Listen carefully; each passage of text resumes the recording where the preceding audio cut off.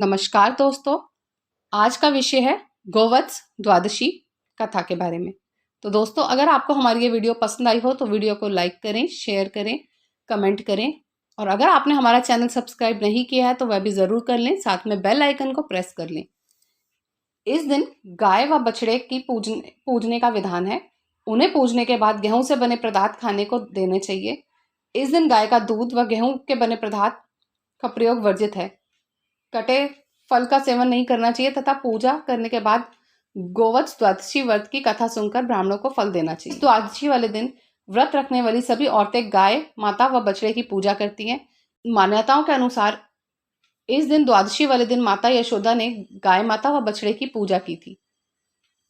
यह द्वादशी भगवान विष्णु जी को समर्पित है, इसीलिए जो कोई स्त्री श्रद्धा भाव से व्रत करती है उसकी सभी इच्छाएं पूर्ण होती हैं, अर्थात उसे संतान सुख मिलता है।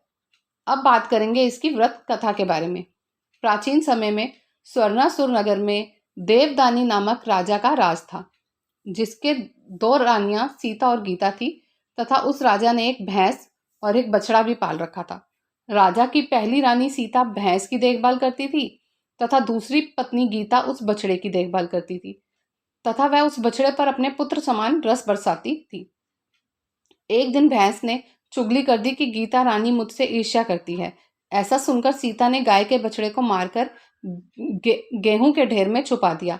रात्रि में जब राजा भोजन करने बैठा तब मांस की वर्षा होने लगी। राजा के महल के अंदर तथा बाहर चारों ओर रक्त और मांस दिखाई देने लगा और जिस थाली में भोजन परोसा गया था उस थाली में मलमूत्र हो गया। यह देखकर राजा आश्चर्य में पड़ गया और कुछ भी समझ नहीं पा रहा था कि यह सब क्या हो रहा है। तभी अचानक आकाशवाणी हुई कि हे राजन, तुम्हारी रानी सीता ने गाय के बछड़े को मारकर गेहूं के ढेर में छुपा दिया है और कल गोवत्स द्वादशी है। तुम इस भैंस को राज्य से बाहर करके गोवत्स पूजा करो और इस व्रत को पूरे नियमों के अनुसार पूरी श्रद्धा से करो।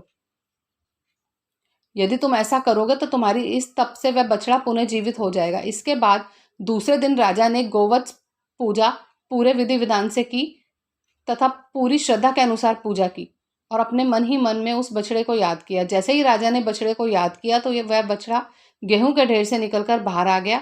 यह देखकर राजा प्रसन्न हो गया और राजा ने अपने पूरे राज्य में आदेश दिया कि नगर के सभी निवासी गोवत्स द्वादशी व्रत का पालन करेंगे। आज के लिए इतना ही। कथा समाप्त। धन्यवाद।